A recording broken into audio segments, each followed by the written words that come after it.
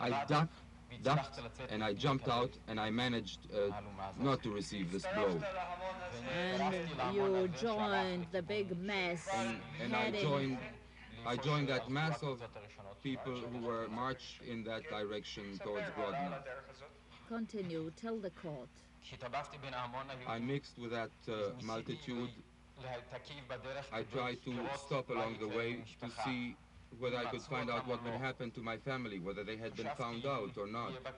I thought if I was on the edge, perhaps I could see them coming and I could join them. Unfortunately, however, I saw my mother, my small brother and uncle and other Jews included in the group of those people who were found out, and my little brother then told me later that they were beaten severely, and then we marched together in that direction where we were driven. On the way, other Jews joined you? Other Jews joined us. They would just be driven out of the homes along the way. How many were you finally? About 1,000, perhaps 1,100. How many were there altogether in Radom? In Radom there were about 2,000 people. They included about 1,000 of the indigenous population who were there before the war, and the rest, the other 1,000, were refugees. Some of them had come from the Eisenstock ghettos, Aran, Kinik, people who had managed to escape from the Lithuanian area. So you walked 1,000 men, 1,000 people. Yes, I was near my mother. We worked with these children. Mother in the center and you and your brothers on her side. That's how it was. I was on her right, my little brother on her left. That's how we proceeded. What did mother say? She said, say Shema Israel, recite the prayer of Shema Israel, we shall die as Jews. And that is how they all walked, calling to their God. That's Shema Israel. I repeated the words after her, but I had inner resistance. I did not do this willingly. We were brought to the marketplace in the middle of the town. We were told to kneel, heads down. We were not permitted to lift our heads. Whoever did so would either be shot right through the head or would be beaten. Of course, we saw from the corner of our eyes that people who tried to run away were shot right there. And then we sat there in the center of town. It took about an hour or more. I can't estimate this time. They lectured us. I didn't hear what was being said. My thoughts were all concentrated on the possibilities of escape. How could one get out of here, I thought. And then later, we were all told to stand up, and we were led off out of town in the direction of the cemetery. The distance was about 1 kilometer in the direction of the graveyard.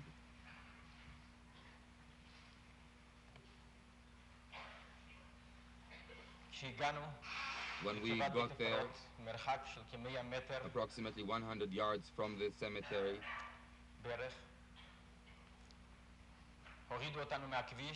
we were told to get off the road.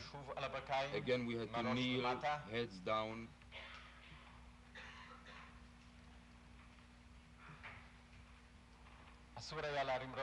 We were not permitted to raise our heads or look aside. We only heard shots from the sides. And I was small then. I was shorter than the others. I could raise my head without being discovered. And I saw in front of me a long trench, about 25 yards long, maybe 30.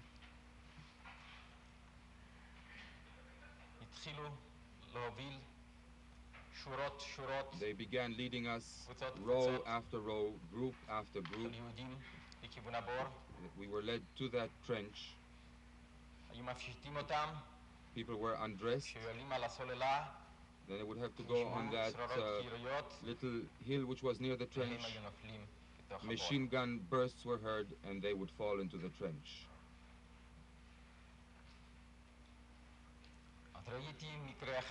And I saw one case of a Jewish girl who struggled. She did refuse to undress. They hit her. And then she was shot too. Children, women, family after family. The families were in groups together. At that moment, I noticed a group of Jews who were digging those graves. And knowing that my brother was in that group, the second group. That was the second group. We did not see the first group. We did not know what had happened to them. What brother Pinchas? Yes, my brother Pinchas. I tried to find out whether he was alive, and I noticed him. He was there.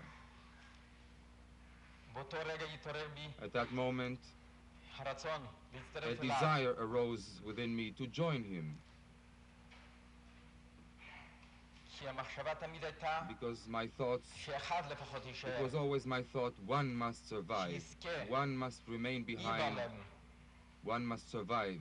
Überleben. So he can tell what happened.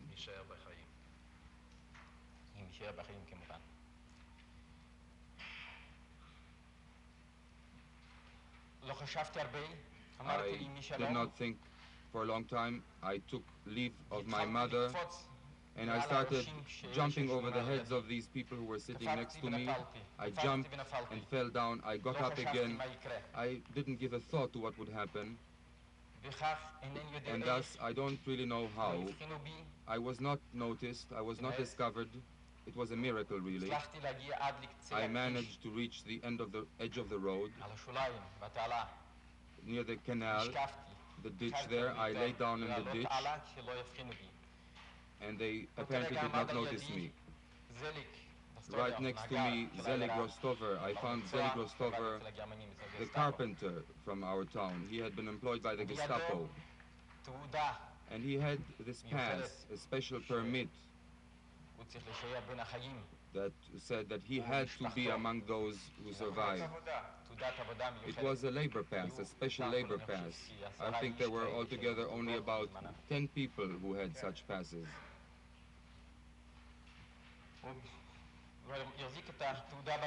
He held this card in his hand and wanted to go and take his family out of that big group. He saw them being led off. He wanted to get them out of that group. That moment he was approached by a German.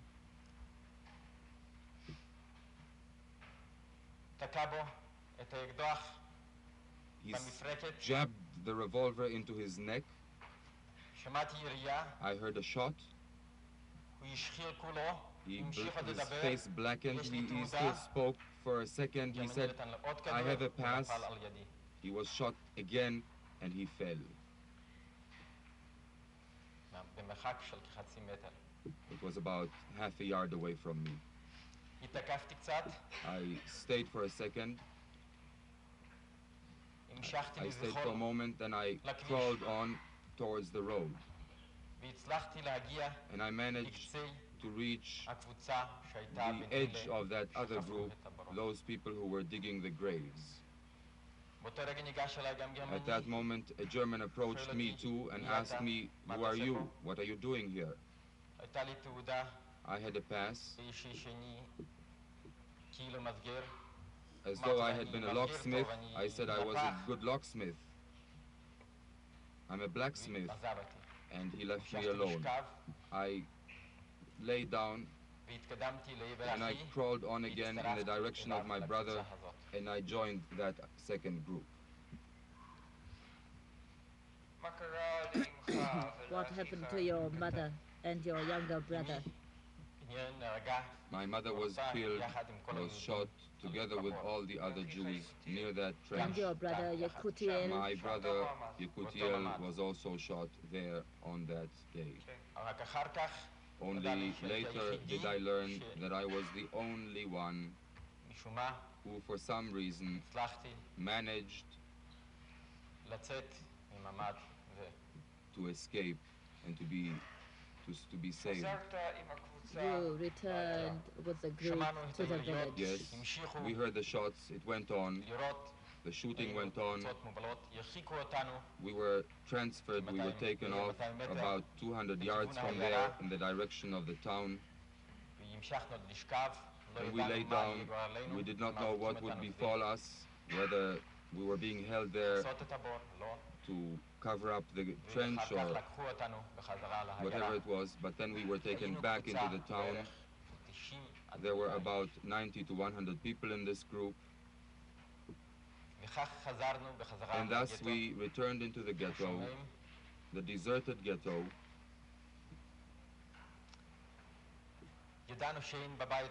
We knew that no one was home, but we still went into the house where our family had lived.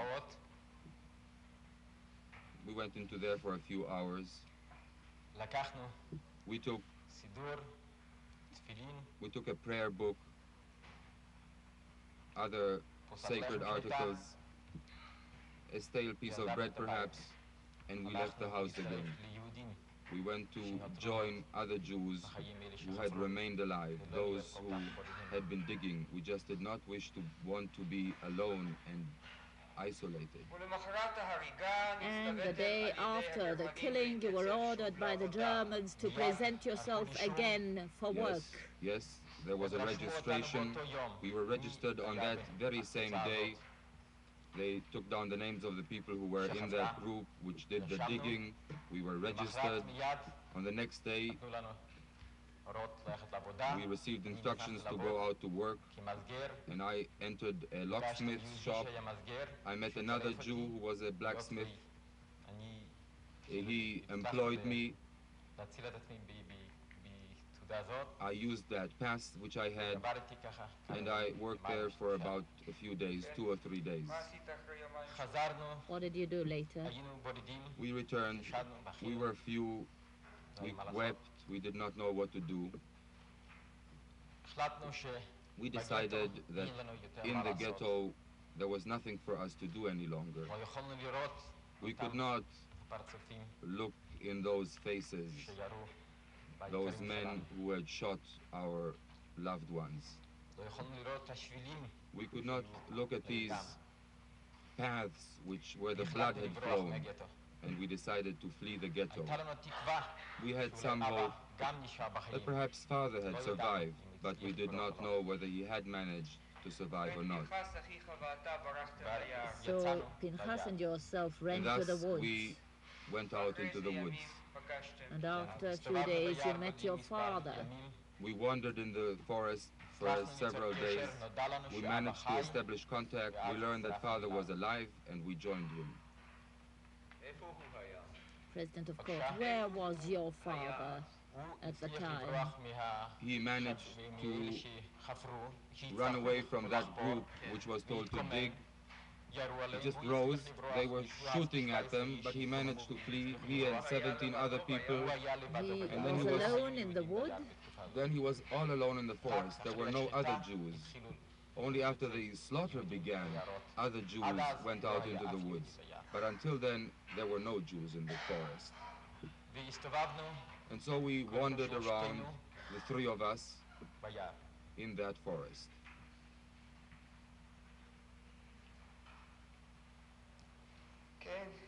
Yes. And later, your father died. Yes. First, my brother Pinchas died first. In the battles of the partisans. It was not a battle. We tried to establish our first contact with the partisans. They had just been organizing. It was on the 10th of the Hebrew month of Cheshvan, 1942. Who were those partisans? Jewish partisans, Jewish groups. There were no other partisans then. Jews gathered then and began going out of the ghetto, young ones, older people, children. They went out into the woods. There is a woman here in the courtroom whose family also went out into that forest. And in that period, there were no real partisans. Groups began organizing, 2-3 people to a group. First of all, in order to survive somehow. Is this a district of many woods? Yes, it's a very wooded area. And the first operation taken by partisans against the Gestapo, that was about 2 weeks after the mass slaughter. And Jewish boys, some of them are alive. In Haifa there is a boy who had taken part. It was not too distant from that trench. They made an ambush. They ambushed the gendarmes.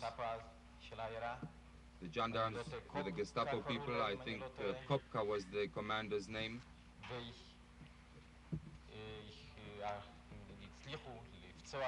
And they wounded a few of the gendarmes, killed others. There was a Lithuanian too.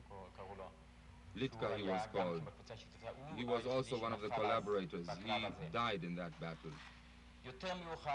Later on the 10th of the Hebrew month of Tishvan, what year? Still 1942, we wandered among the non-Jews, and we knew that we could not hold out much longer.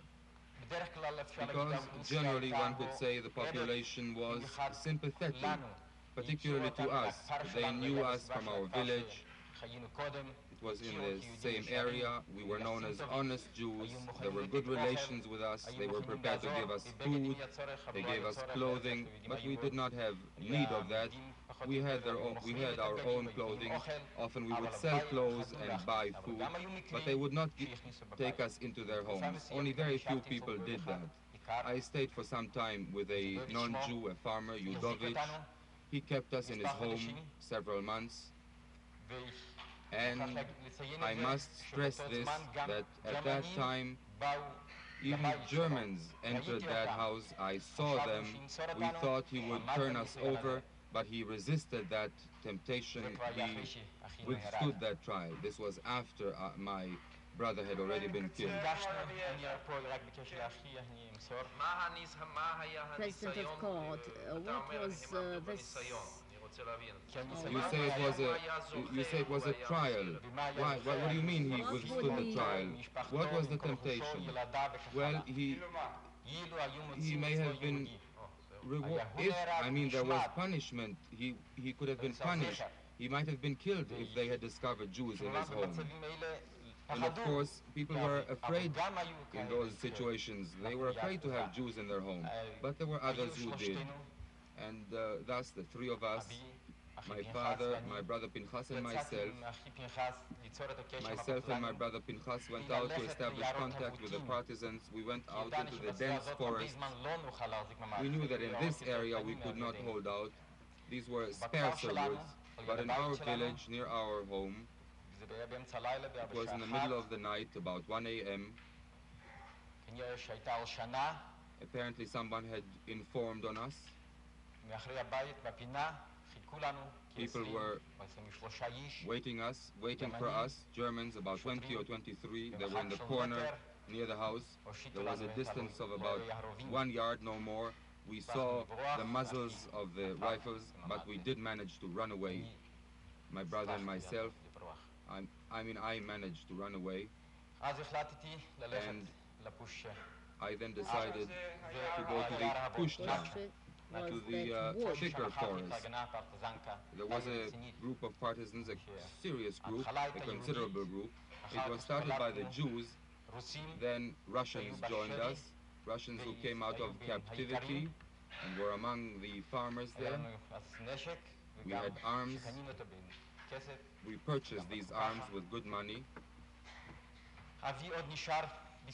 My father stayed in the vicinity of the village of Bialyshuk. He served as a courier. He could not walk too well. I set out with a group of 7 people. I came in there twice to try and get him out, but he did not want to walk. Only later, about 2 weeks later, I heard that all of them in that vicinity were killed. Again, informers were to blame. And then you arrived by various ways to Russia, and from there to Hungary, then to Austria, and then to Yugoslavia, and from there to Italy. You tried to come to Palestine. You were driven to Cyprus, and from Cyprus to Israel. That's how it was. Radon was the town of the Chafetz Chaim. It was the town of that sage, yes. Dr. Servatius, any questions? I have no questions. Thank you, Mr. Matter first.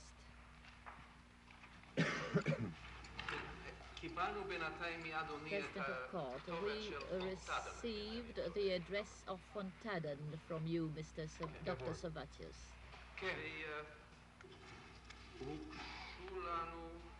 We also have the interrogatories as prepared by the prosecution in regard to Dr. Merton, Krumai, and Zix, and Fontaden.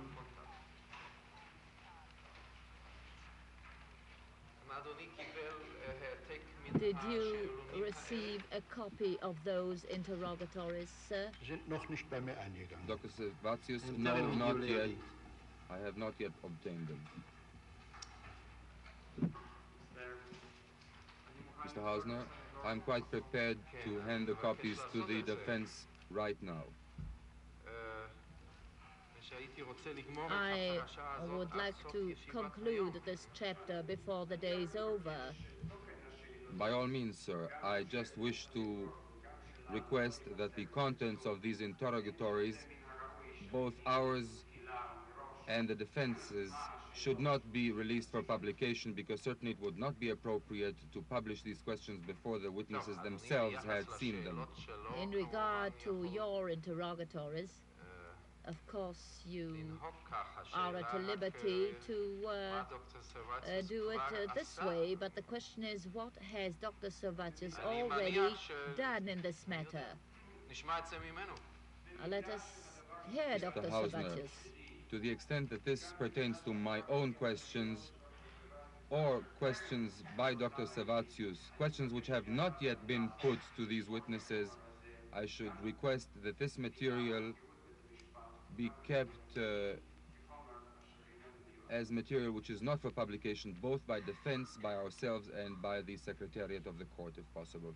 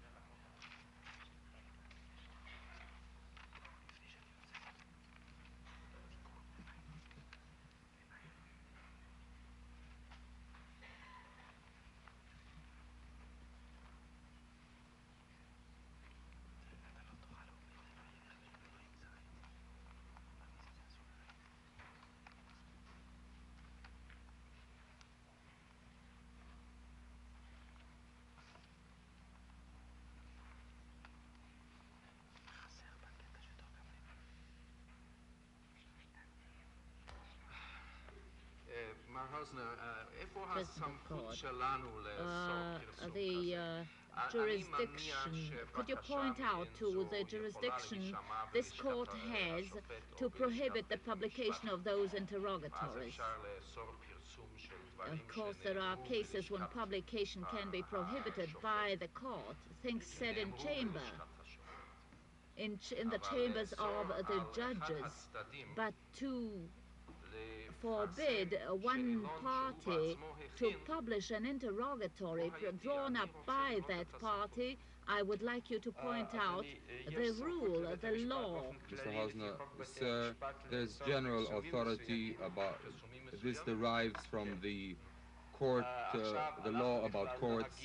This applies to all types of publications. Here we are applying a very special procedure because this procedure of examining witnesses abroad, it's a special procedure, not usual, not common. In other criminal cases, we had the permission of the court.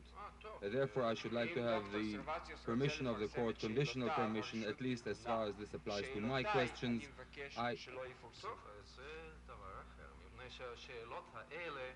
Mr. Hausner says this was not... These interrogatories, it may be said that they are known, and I did not understand for a moment. I thought you were referring also to the interrogatories compiled by the defense.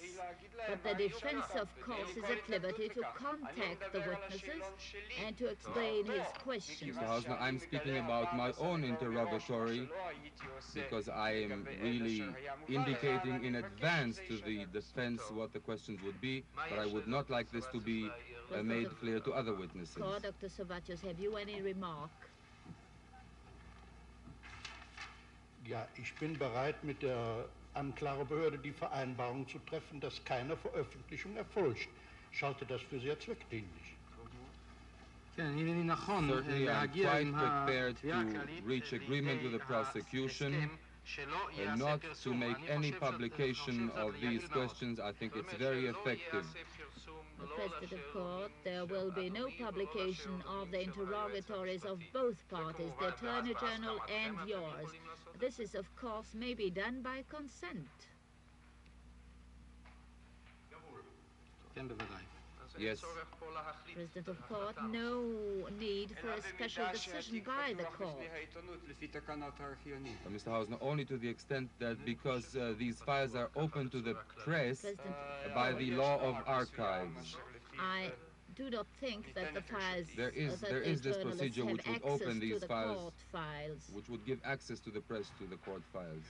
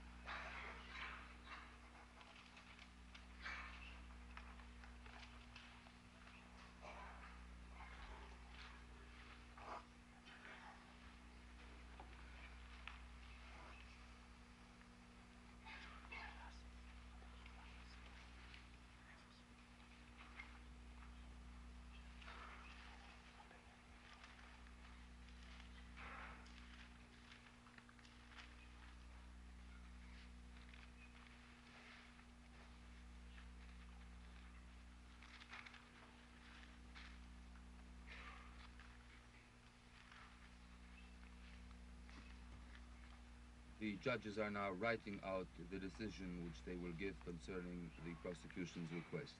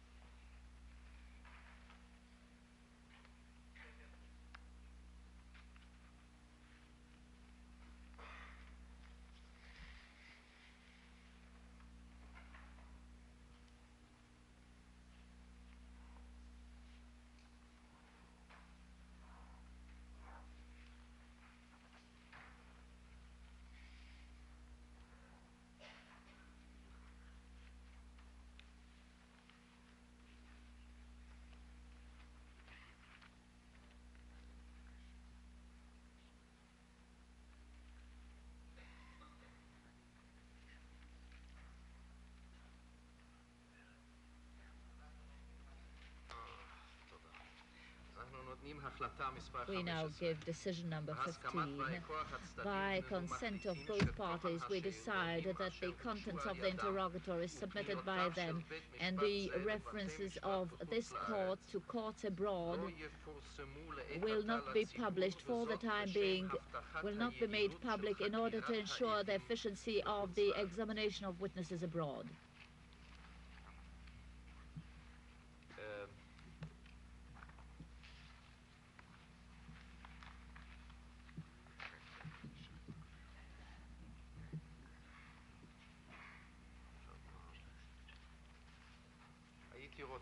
I would suggest that Dr. Servatius take a glance at the interrogatories as submitted by the Attorney General so that we can close this chapter and prepare the papers for submission abroad.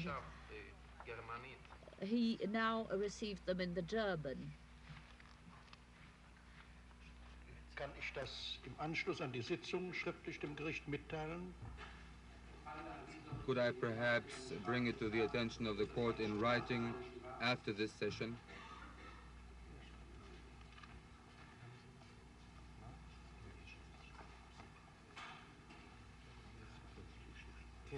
Ich verstehe diese Fragebogen Yes, I would suggest that if there are any remarks by Dr. Servatius, and I take it there will be no remarks, but in case there are any, please submit the remarks today in writing. Jawohl, dazu bin ich bereit. Yes, I'm quite prepared to do that.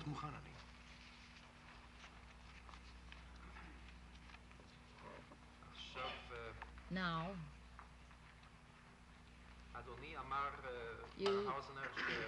Mr. Hausner, you said that you were willing to hasten the matter by sending a special courier. Yes, I did, and we shall do that. I believe that if the courier will be ready for Monday morning, this in the meantime will already pass all through the necessary instances, this court, the administration of the court, and our foreign office. I shall make every effort to speed this up as much as possible. I believe you have already finished your part of the operation. It can be on Monday or Tuesday. On the contrary, if this will be done by Monday or Tuesday, we may be able to enclose some of the additional requests. Well, the question is whether we will have time to prepare our interrogatories for these other witnesses. There's the Sabbath intervening. Monday or Tuesday will be ready for dispatch abroad. We shall do that.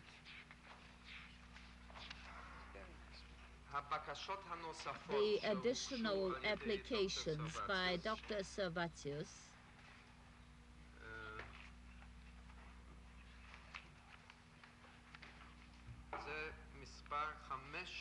are these are number 5 and 7 handed over to this court this morning. We already heard requests number 9 and 10. Are you ready now to reply to those applications? I'd like to reply to some of them now. For others, I'd like to have a little more time. Now, with regard to the last ones which reached me,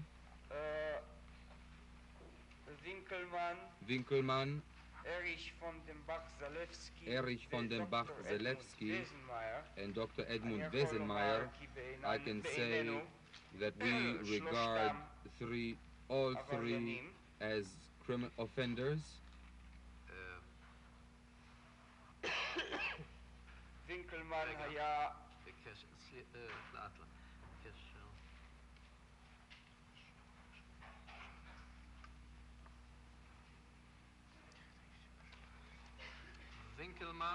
Winkelmann, as the application itself notes, was the senior commander of the SS and police commander in Hungary.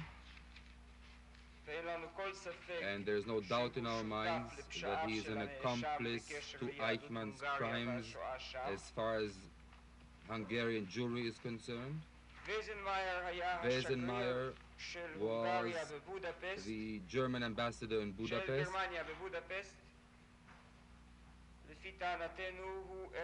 We argue that he was one of these men who induced the German authorities to enter Hungary in order to, among other things, get the Hungarians into this effort of destroying the Jews.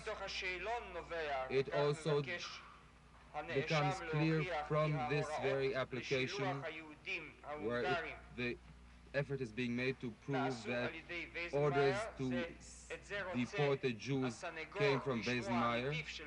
I believe the defense wants to hear this from Wesenmayer. This seems to me to be one of the objects of examining Wesenmayer, to prove that he had given the orders. And while I do not agree to such a sweeping statement, there is no doubt that I regard Wesenmayer as a criminal against the Jewish people. And as for von den Bach-Zalewski, he was the commander of one of the Einsatzgruppen. He murdered Jews.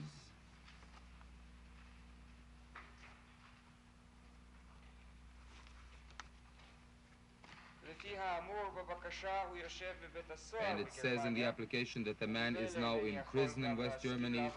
So in any case, even if I had agreed to let him come here, it would not be practicable. It says in the application itself that he is now in prison. This does not prevent Jfa, but in theory, you mean?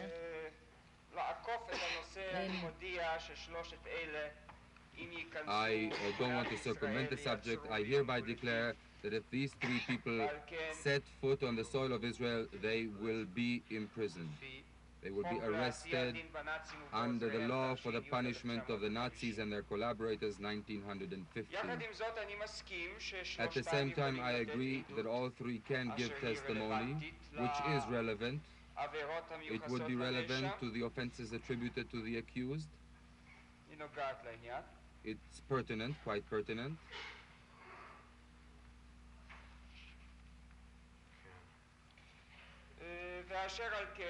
And therefore, I should like to request the court to apply in this case, as in the previous cases, the same procedure as was used with regard to the first four applications for testimony. Until what time will you be able to submit your interrogatories regarding these witnesses? Whatever the date which the court will set, we'd like to have time possibly until Tuesday.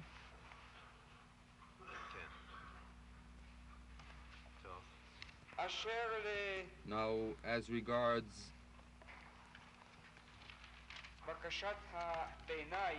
the intermediary application,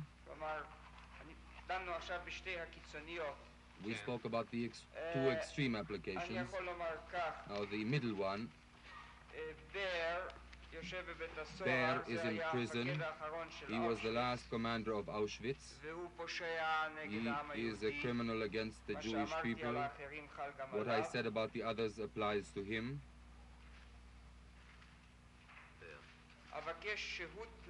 I'd like to have time to reply to the application about Huppenkotten and Becher.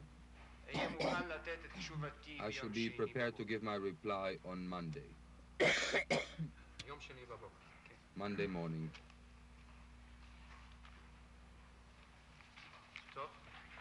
All right. Ich habe die Anträge hier in der Sitzung noch nicht formell gestellt. Ich stelle sie hier nicht. Ich brauche keine weitere Begründung zu geben. Dr. Sebastius, I have not yet formally filed these applications here in the session, and I hereby do this. And I don't think any more reasoning and argumentation is needed. Is Huppenkotten's address enough for the sending of an invitation to this man to testify? Ich glaube, das ist inzwischen eingehender festgestellt worden. Sonst werde ich Sie über das Einwohnermeldeamt in Witten an der Ruhr sofort bekommen können und dem zuständigen deutschen Gericht unmittelbar mitteilen, damit es in Lage kann. Dr. Sebastius, I believe that the address has been established more clearly in the meantime. If this is not the case, I shall do this promptly and will convey the address to the authorities in Wittnau on the Ruhr for the attention of the proper court in that area.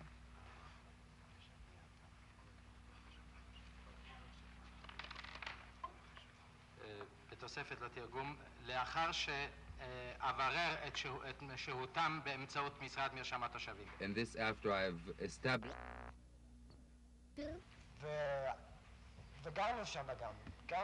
We lived in the same place in Hatz. There was a small camp only for the Jewish group. You are not answering my question. I asked you simply whether the people managed to survive, whether they died. If so, of what did they die?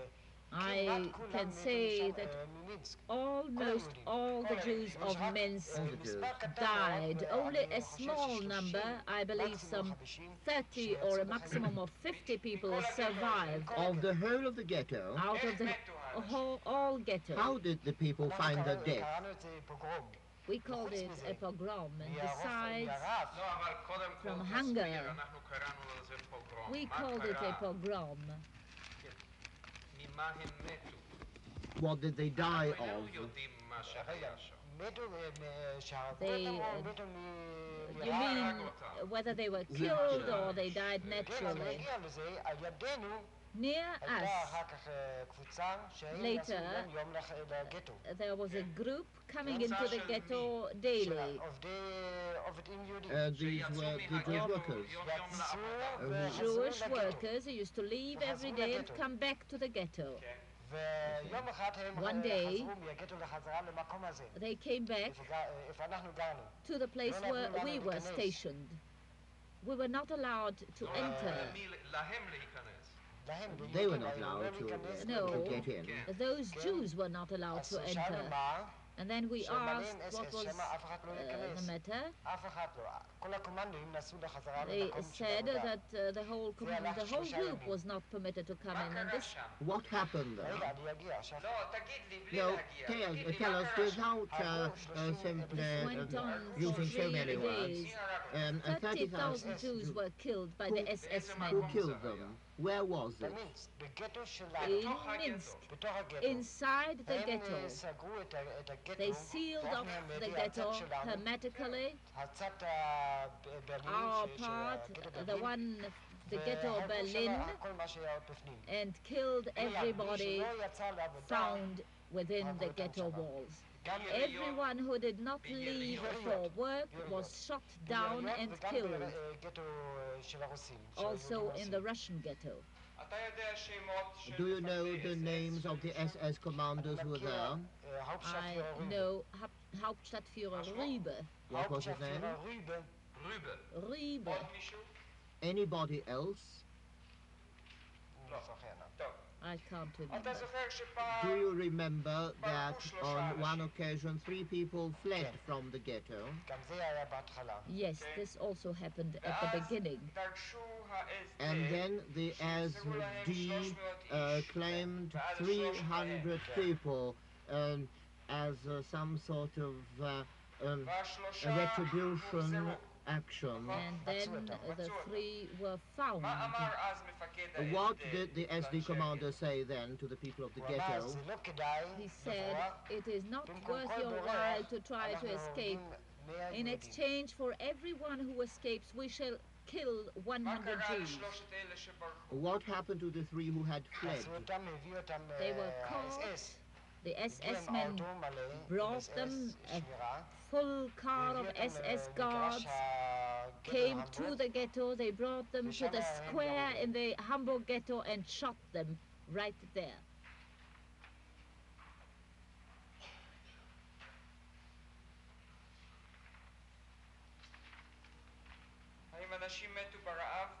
Were the people who died of hunger? Many.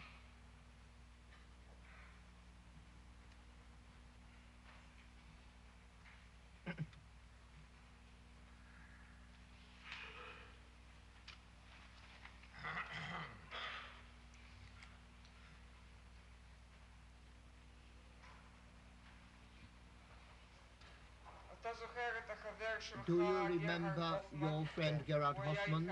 He was together with you in Minsk. Yes. What happened to him? Yes. In this pogrom, he also, those above 50 were taken, and my friend's father. He was taken to this action of extermination, and one day there was a pause, a kind of ceasefire during the 3 days, and those over 50 were sent home to visit their families. During that interval, as it were. And he told his wife, he related what he saw during the 2 days and said he has never seen such things before. He was a soldier in the German army, but he never witnessed such actions. His wife begged of him not to go back. He did not listen to her. because he was hoping that he was afraid that if he's not taken, there will be sanctions. So he left and never came back. None of them came back. In autumn 1942, a number of officers came to your barracks, and among them a sergeant known to you. Who was this man? Yes, the name was Schmidt. How was he called? The Germans called him Judentöter, the killer of the Jews. I see, the killer of the Jews. He searched you, I understand. What did he find? He found a plate and some cooking utensils. He found amongst my luggage, each one of us had a few belongings. He carried out a search and asked, how come you have our cooking utensils? And I said I was given those things. He beat me up severely, and at the same moment, in the second hut, shooting started, automatic machine gun shooting. I see. And they shot inside the hut. It was evening. And a few minutes later, they left and went back to their post. We heard later the cries, and we went to see what happened. We saw the wounded, all women. It was a woman's hut. One of the women, she was shot and the bullet entered her lungs. She died the following day. A second woman was shot in her arm, in her upper arm. We tried to give her some first aid. There was a doctor. He did what he could. After a few weeks, the arm was amputated right there because the necessary medical help was not available. We had to send her to the ghetto. The arm was amputated immediately. I see. Until the end of winter 1942-43, you were working there as a stoker. How many of the group have remained? 11. I'm the only one to survive. How many people were in the group? In that group there were some 20 Jews. Once 30, then 20. They went out to work and never came back.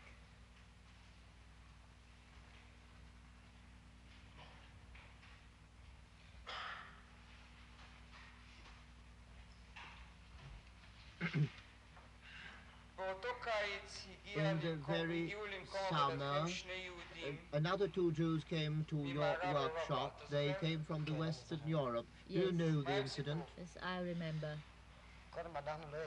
First, we did not know where they came from. They spoke German all of a sudden, and we asked where do they come from. They said they came with a transport, Western Europe, and said that they're a few kilometers, some tens of kilometers away from Minsk. They work for the SS, and they came with a transport. The whole transport and the following transports after this one, they were shot at. Who shot at them? The SS men. How many people? Whole transports. Whole transports. On the 1st of September 1943, the commando was brought to the concentration camp of Minsk. Did you find any Jews there? Yes. How many? It's difficult to say. The camp was full. That would be about 3,000. This is all that was left of the 30,000 Jews in Minsk? There were some in the ghetto. In the ghetto. I cannot remember exactly. I was told later that there were some 9,000 Jews left. 9,000. What happened to the entire group? What happened to the 9,000 and to the people from the concentration camp? Yes, we stayed there some 10 days in that camp. And Hauptschaffer Riebe, he came to that camp and organized the transport of men, bachelors, some 2,000 Jews. The others remained behind, and a few days later, we too left for Poland. I see.